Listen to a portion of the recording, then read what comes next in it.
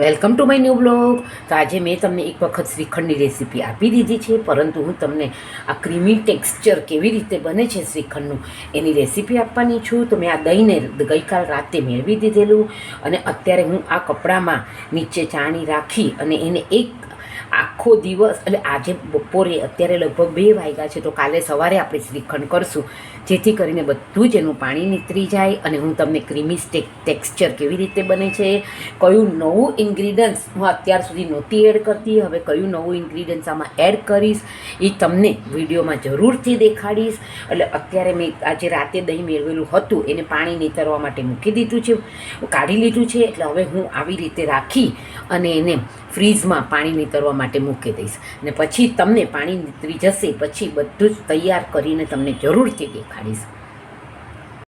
તમને કીધેલું કે તમે એક ઇન્ગ્રીડિયન્ટ્સ એવો હું એમાં શ્રીખંડમાં મેળવવાની છું, એડ કરવાની છું, જેનાથી તમારું એકદમ જ ક્રીમી ટેક્સચર આવશે. તો આપણું આ દહીં એકદમ જ તમે જોઈ શકો છો કે એકદમ ફાઇન થઈ ગયું છે. હવે હું એને એક બાઉલમાં કાઢી લઈશ અને પછી હું તમને દેખાડું કે હું શું શું એડ કરું છું.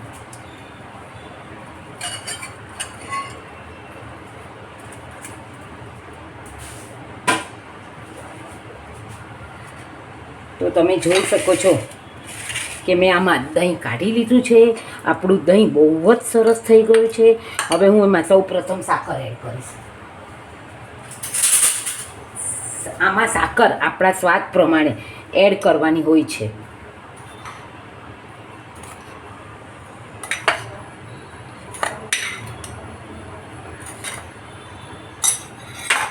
મેં આમાં અત્યારે તો 5 ચમચા એડ કરી છે, પછી આપણે જોઈએ. અને તમે જોઈ શકો છો કે મેં અહીંયા આગળ આ અમૂલ ફ્રેશ ક્રીમ લીધું છે, હું એ એડ કરીશ. ગાર્નિશિંગમાં બદામ અને પિસ્તા એડ કરીશ. અને આનાથી બહુ મેં એકવાર પણ આની પહેલાં મેં રેસીપી આપેલી છે, પરંતુ આ વખતે હું તમને ફ્રેશ ક્રીમ એડ કરીને અમૂલનું છે ફ્રેશ હું છે તો એ એડ કરીને દેખાડીશ કે એનું ટેક્સચર કેટલું સરસ થાય છે.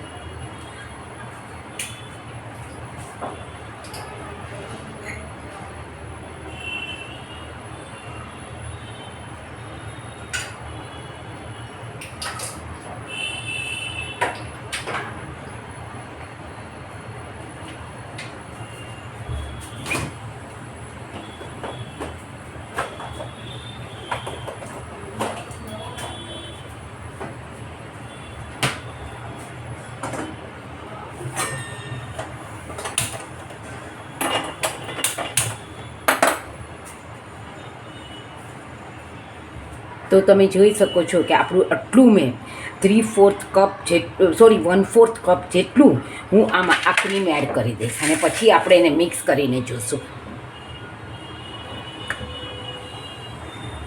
હવે આ બધાને જ હું મિક્સ કરી લઈશ. એમાં મેં ક્રીમ પણ એડ કરી દીધું છે. તમે આની આવી રીતે જરૂરથી એકવાર કરજો તો તમારું એકદમ મસ્ત સરસ ટેક્સચર આવશે.